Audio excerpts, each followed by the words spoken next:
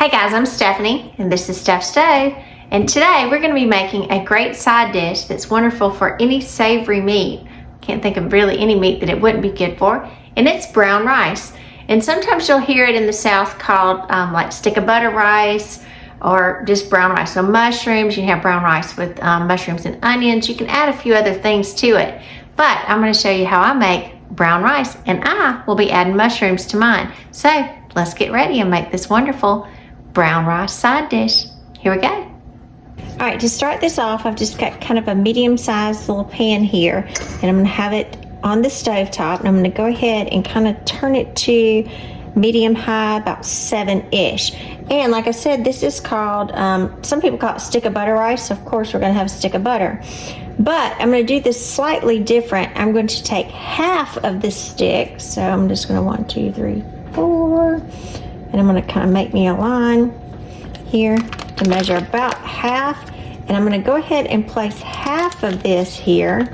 This is salted butter. Kind of break it up a little bit and just place that directly in the pot. Now this I'm gonna save the other half, and you'll see where that'll come into play in just a little bit. So now as this starts, we want to melt our butter just a little bit, and that's why we kind of have it on medium high, so we can get a good kind of a quick melt here to our butter paps. And again, this is half of a stick, or 1/4 of a cup. So let me just kind of move this around. And as this is starting to melt, because obviously it's rice, this is brown rice. Now it starts with white rice. So this is plain long grain white rice. This is 1 cup. And I'm going to add this to my pot here.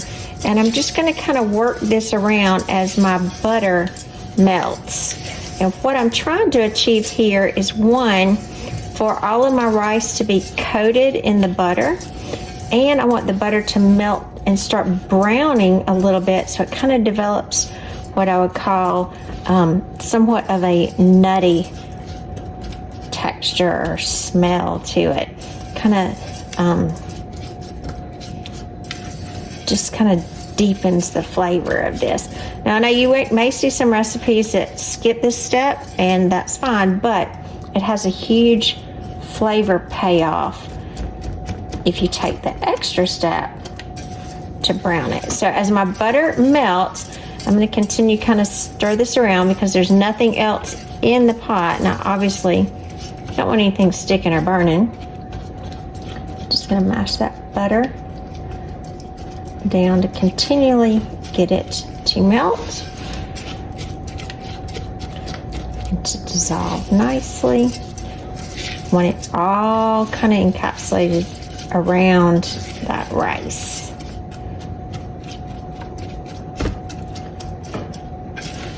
So it should kind of look about like this at this point.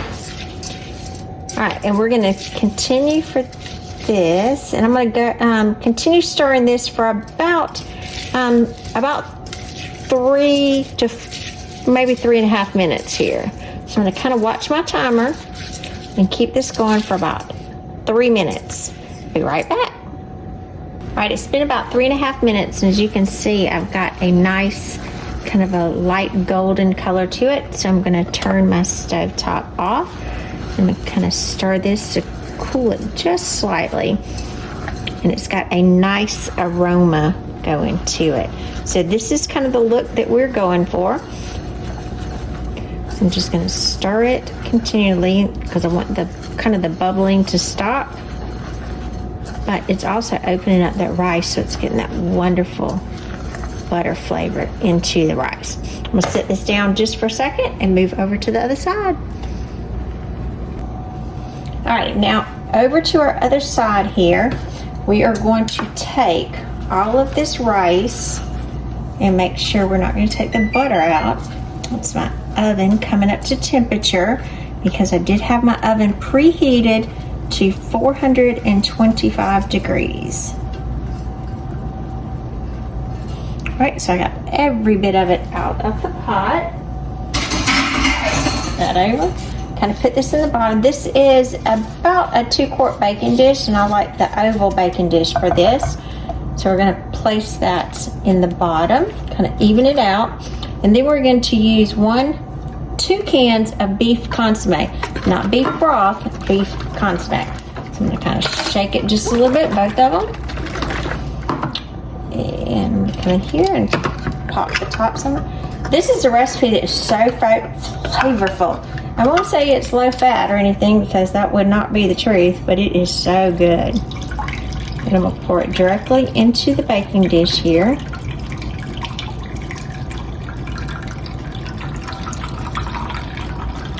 Now I am not adding any additional things. And if you like a little garlic or anything to it, you can. I would not add any salt because the beef consomme does have quite a bit of salt in it. I think you can probably get maybe some low sodium versions. Not sure, I don't purchase those, but more than likely you can get those.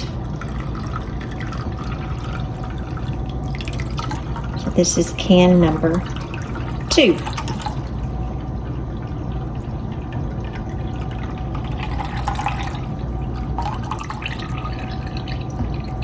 And obviously this is how our rice is going to get to be brown rice. So I'm going to kind of gently, very gingerly, I'm going to kind of stir this. Now whatever size your dish is, you want to be sure that you have about a 1/2 inch of space for it to come up. And if you're not sure about that, remember the divot on your finger right there was to be about 1 inch. So we have plenty of space. Now to this, I told you that I did like mine with mushrooms. And if you like sauteed onions, you could saute some and place them in there. My husband likes this with mushrooms, so this is just a kind of a small-ish container. This is 4.5 ounces of mushrooms in there. You could do mushroom pieces. These are just sliced mushrooms. Just blend them around in there. And then, remember I told you it's a stick of butter.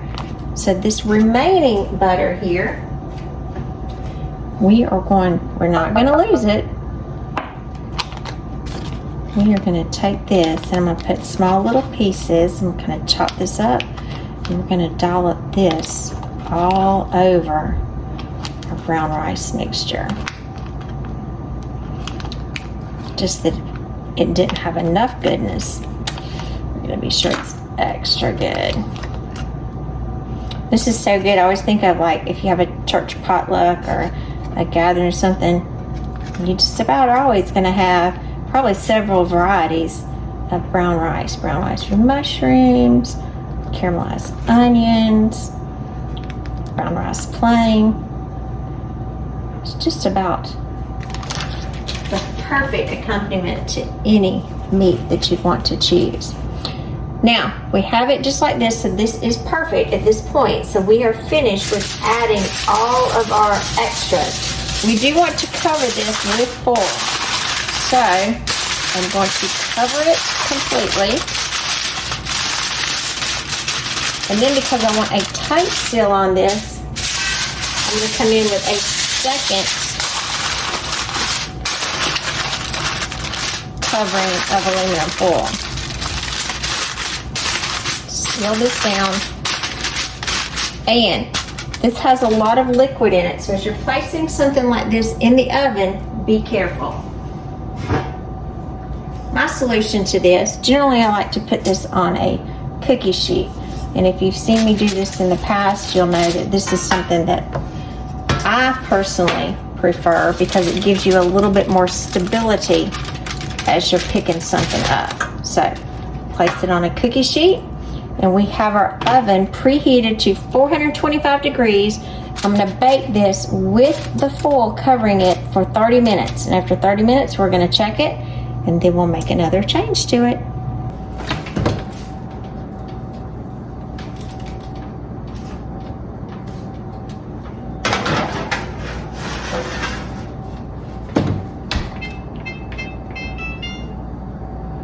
Alrighty, it's been 30 minutes. I'm going to stop our timer. If you hear that sound going in the background, I've got my air fryer going at the same time. We've got some pork chops in the air fryer to go with this.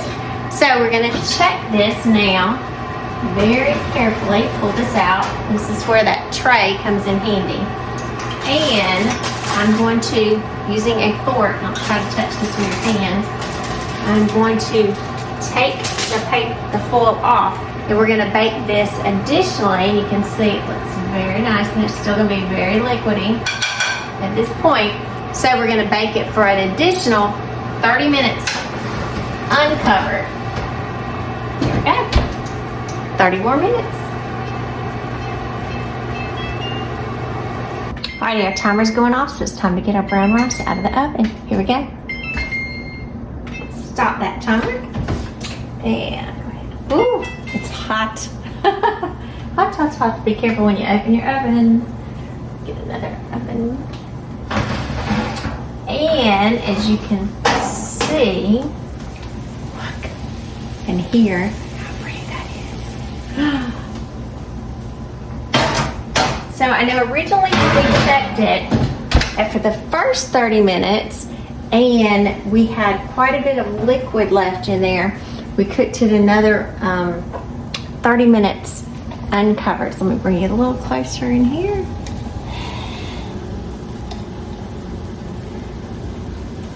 You can hear that wonderful sizzle going on. And again, because it's kind of a little scary moment in that first 30 minutes because you see all of that liquid and you think, oh my gosh, this is never going to cook out. But it will. So I'm going to kind of come around to the edge. And I did not spray this dish because it's stoneware. It's really not necessary, but if you want to, you can go ahead. I'm going to kind of loosen it to the edge. And you will see. Come even closer if you like. Let's bring you even closer so you can see it. Come on down here. You can see there's no liquid left in there. It is completely cooked out. So you can do this with a spoon or you can do it with a fork. So I'm just going to kind of do this with a silicone spoon here. You want to come in and fluff the rice through.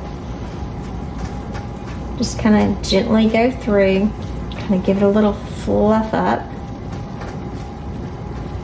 You'll see it's got a beautiful golden color. I like to kind of go around the edge because I want to get those crunchy pieces. Get around the edge. There we have it. Just as pretty as it can be. So we're going to give it a few minutes to cool because it is piping hot straight out of the oven. Then we're going to give it a taste. I'm Stephanie and this has been Steph's Stove. For today we made this wonderful brown rice that's infused with wonderful mushrooms.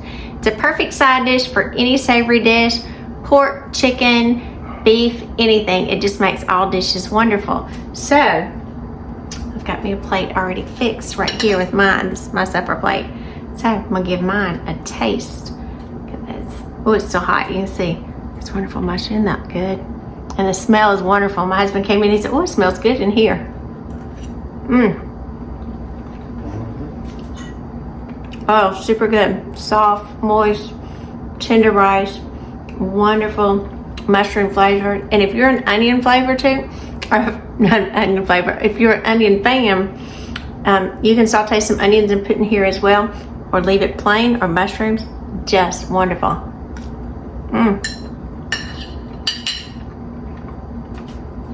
Yummy, yummy. So remember, I'm Stephanie. This has been Steph's Stove. Give us a thumbs up. Click that subscribe button for more great content like this. And remember, Steph's Stove, we're making memories one dish at a time. Thanks for watching. Have a great night. Bye.